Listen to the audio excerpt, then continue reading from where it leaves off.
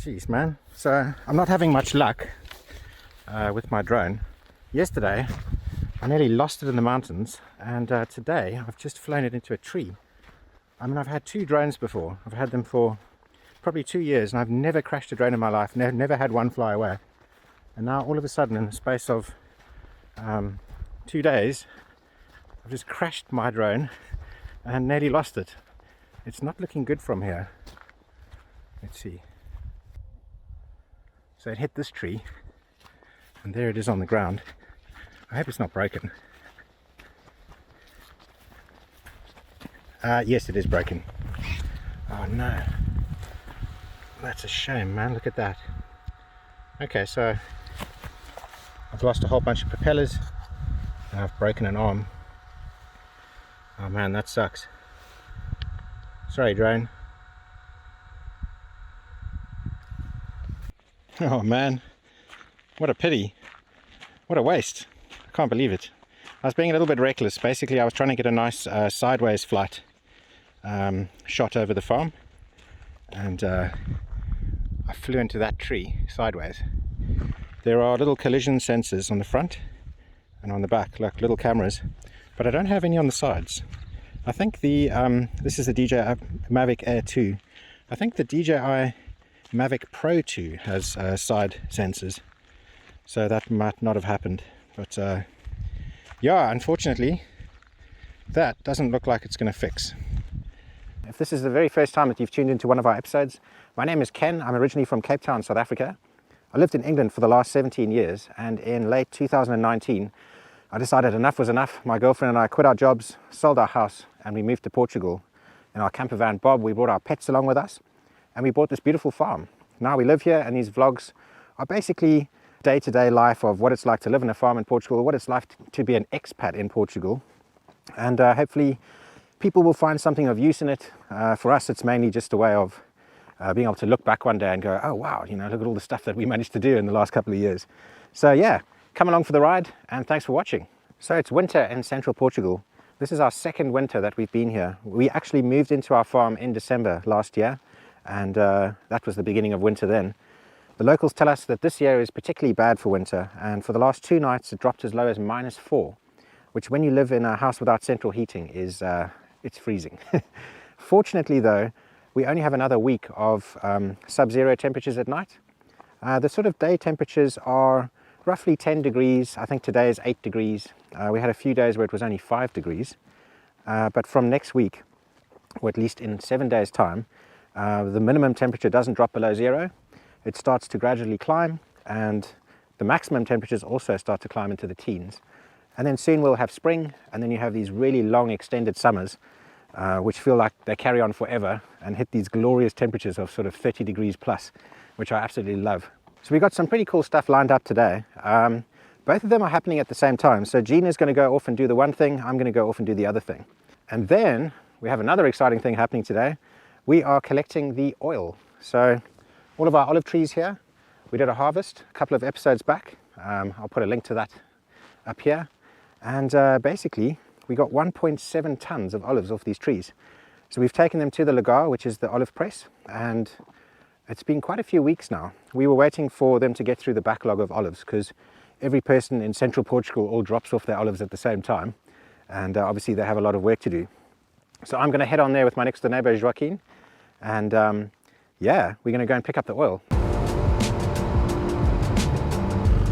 Vamos colher. See you later, yes. Yes. Yeah.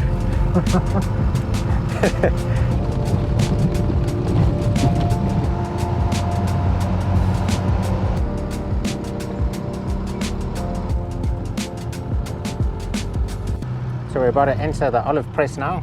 You can see some old grind wheels there. And fortunately we're here with Joaquin, because he knows where he's going and he knows what he's doing. Right, so we've got our slips here, and these slips tell us how much oil we're going to get. São três, não é? 3, yeah, sim. Yeah. Wow, the preço. Good price, eh? Look at that, 8.50. 8.50 for big juicy olives. We dropped off our olives here a couple of weeks ago, They gave us some slips to show exactly how much weight we dropped off, and now we're coming back with the slips. They're just verifying it in the book, and what they do as well is they check what the average percentage of oil that actually came out of the olives were for that day, and that's how they'll work out how much olive oil they're going to give us. Is this cinco litros? 5 okay. So these are 5-litre tubs, and we've got 100 and I think we've got 167 litres. So we can have a lot of tubs.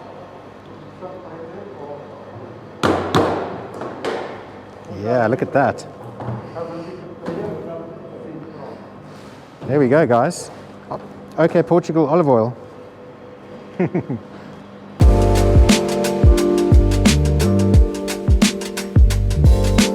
So I'm quite happy with all of this. We've got 34 5-litre jugs. Actually, one of them's only got 2 litres in to make up 167 litres. Yeah, that's a lot of oil. Too bad we can't run our central heating off that. So this over here, I don't want to get too close because I haven't really asked permission to film stuff here.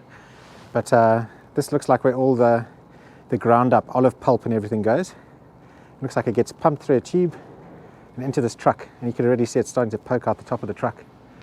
And then I guess they just drive it all away. I wonder what they do with all of that. I'm just going to take a little walk around here quickly. This is like some kind of a tank with it all in. Okay, so it looks like it falls into the tank, and then they pump it out of the tank into this truck. And then there's another one here that looks like, this must be like the ground up pips. Okay, so this looks like the area where everyone brings the olives at first. I'm guessing there's some kind of a ramp. It's all stained black. So I'm guessing this is where all the olives arrive. I don't know, I could be wrong. And then it looks like they go through these hoppers. Or maybe that's just where the waste goes, I really don't know.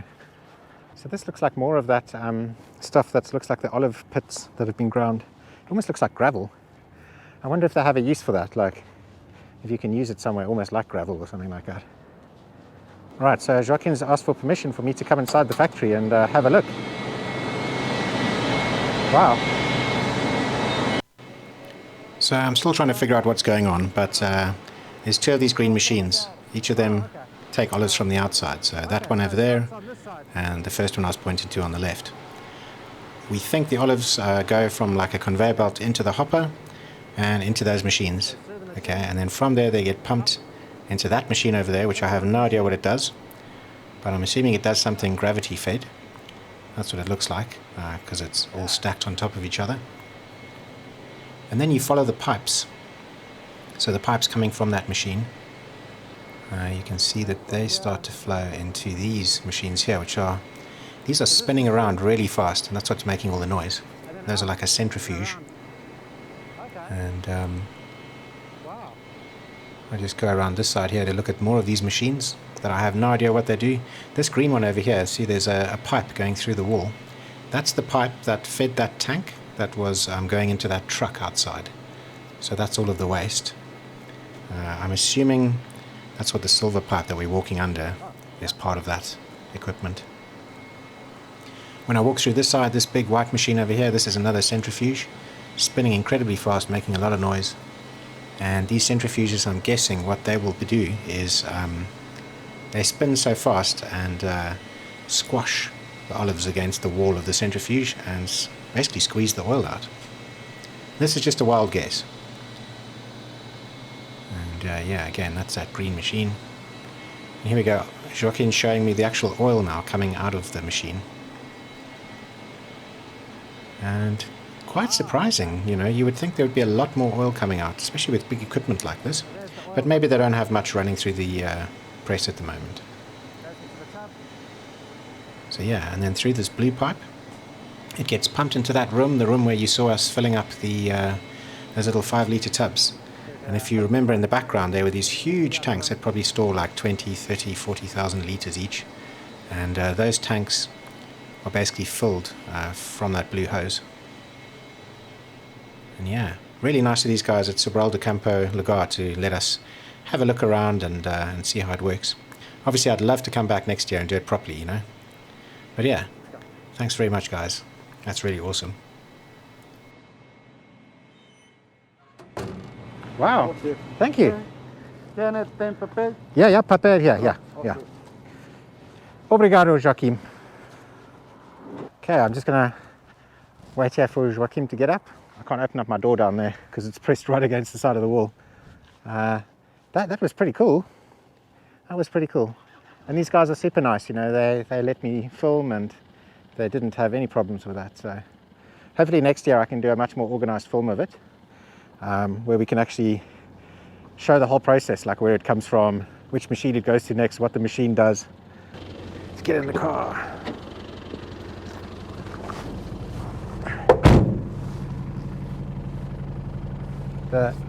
Okay, yeah, so Joaquim's saying here, this is a scale. This is where you put the car on, it weighs the car and then you drive down. And then when you come back, they weigh the car again and then they subtract the weight of the olives. Huh, okay. Antigo, yeah. Yeah, granito and to crush.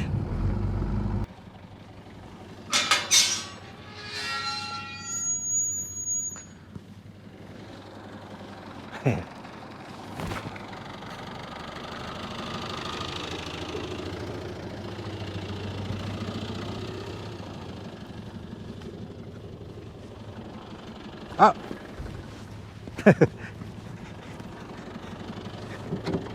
English.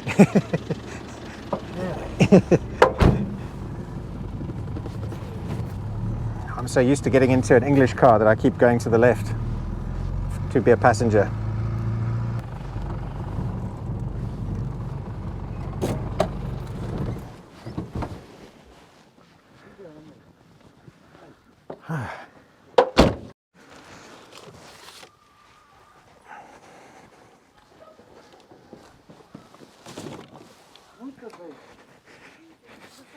Yeah, we got 167 liters,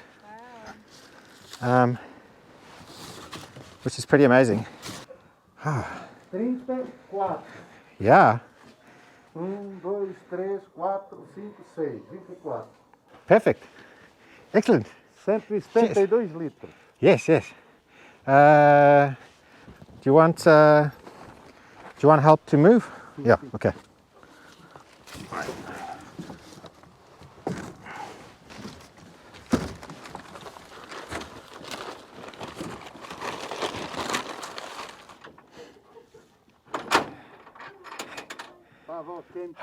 Tá com frio. Obrigado.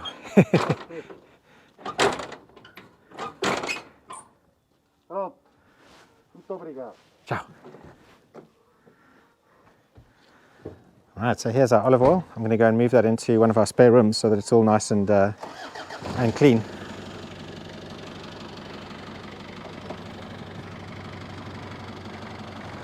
Yeah, so Gina's gone and parked strategically so that it's impossible for someone else to get out. Bye. Okay, so we've put the olive oil into storage. We've got so much, I can't believe it.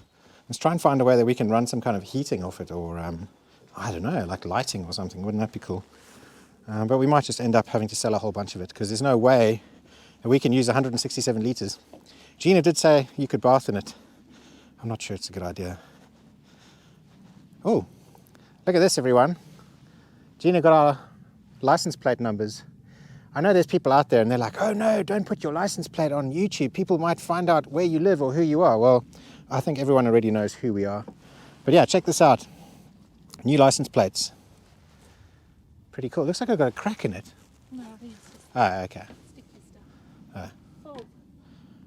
Yeah. So, the car is now matriculated. Did you make a little video about all of that? I did, but then I just realised about 20 minutes ago that I did it with the phone upright. Oh no. I know. Okay. So, I do apologise. Yeah, it's my fault. I do apologise for Gina's film skills. But That's why Ken does the filming and I do all the other work. yeah. He doesn't. Yeah. That's why Ken does the filming and it doesn't look like he does any work. Yes. So all of you out there who are giving me a hard time about that. Anyway, check it out. Good morning, it's just me today. Ken's helping Joaquin to pick up the olive oil from the Lagar, so he's off doing that. I'm going to meet Rui, who's us to matriculate our car into Portugal. Finally it's done, so we just need to pay our taxes, so the road taxes, get the plates made up, and pick up the logbook I think today, but I'll let you know as soon as it's happened. And then finally we've got a legal car in Portugal, fully matriculated, which is going to be great. Hi Rui, we just come to meet you so I can pay you for sorting out my car. So I just want to say thank you very, very much for doing it.